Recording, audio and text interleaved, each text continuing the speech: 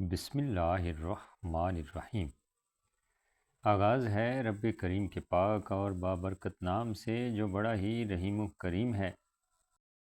طلباء و طالبات اور ناظرین محترم، السلام علیکم۔ پچھلی ویڈیو میں تلفظ میں زیادہ استعمال ہونے والی علامات کا تذکرہ کیا گیا۔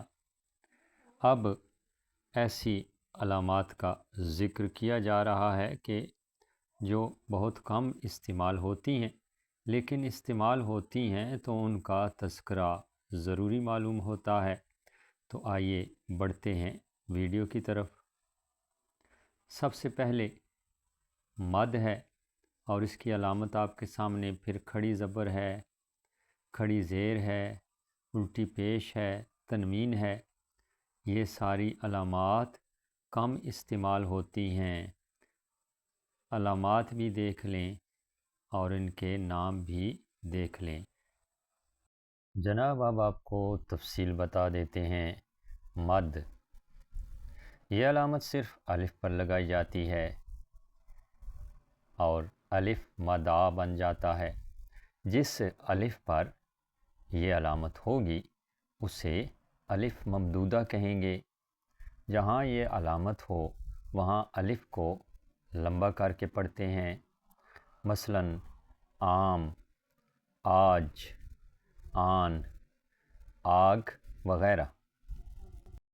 کھڑی زبر، یہ علامت صرف عربی الفاظ میں استعمال ہوتی ہے، مثلاً لفظ اسحاق میں ہے پر کھڑی زبر ہے۔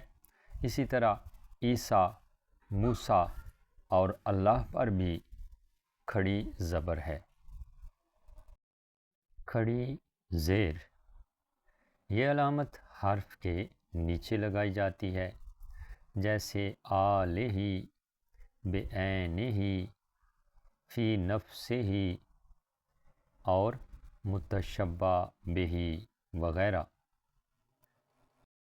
الٹی پیش، یہ علامت پیش اور واو کی قائم مقام ہے، مثلاً داؤد کو اگر ہم ایسے لکھیں داؤد تو واو پر الٹی پیش لگائیں گے۔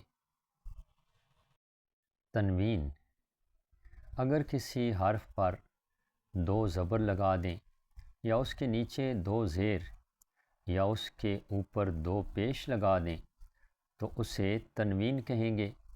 یہ علامت اردو کے چند الفاظ میں استعمال ہوتی ہے، مثلاً فوراً، آنن، فانن، نسلاً اور مشار الیہ وغیرہ۔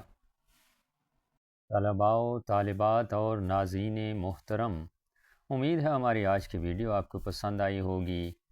اگر پسند آئی ہے تو لائک کیجیے گا، چینل پر نئے ہیں تو سبسکرائب کیجیے گا۔ اچھی ویڈیو کے ساتھ دوبارہ حاضر ہوں گے۔ اجازت چاہتے ہیں، اللہ نگہبان۔